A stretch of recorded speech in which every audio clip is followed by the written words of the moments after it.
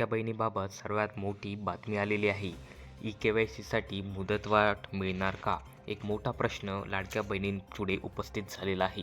बघा, लाडक्या बहिणींसाठी मोठा दिलासा देणारी एक बातमी आलेली आहे. ई-के.वाय.सीसाठी मुदतवाढ मिळण्याची इथे शक्यता आहे. ई-के.वाय.सी न झाल्यामुळे अनेक लाडक्या बहिणींना हप्त्याचे पैसे आले नव्हते. मित्रांनो बघा, लाडक्या बहिणी योजनेअंतर्गत एक मोठी बातमी आपण आज बघणार आहोत. लाडक्या बहीण योजनेत रोशन, किराणा, माही अशा काही नावांचे हजारो लाभार्थी आहे.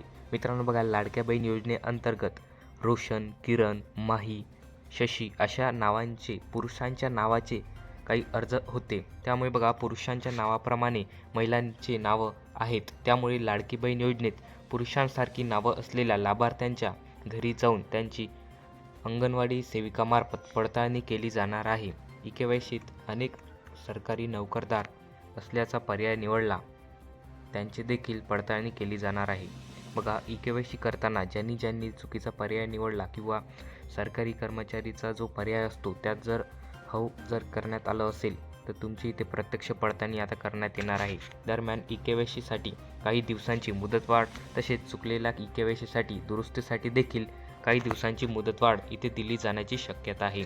बघा, ई-के.वाय.सी न झालेल्या अनेक लाडक्या बहिणींचे डिसेंबरचा हप्ता पैसे खात्यात जमा झाले नव्हते.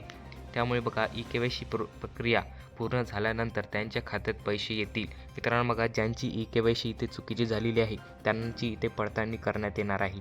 आणि ज्यांची ई-के.वाय.सी चुकीची झाली त्यांनासुद्धा इथे पुन्हा ई-के.वाय.सीचा इथे संधी मिळणार आहे. त्यासाठी बघा, आपल्या चॅनलशी नक्की तुम्ही जोडून राहा, कारण जशी आपली ई-के.वाय.सीसाठी प्रक्रिया सुरू करण्यात येईल लगेच आपण या चॅनलवर व्हिडिओ टाकणार आहोत. अंगणवाडी का सेविकामार्फत ती तुमची ई-के.वाय.सी करण्यात येणार आहे. अशाच व्हिडिओसाठी चॅनलला सबस्क्राईब करा. धन्यवाद.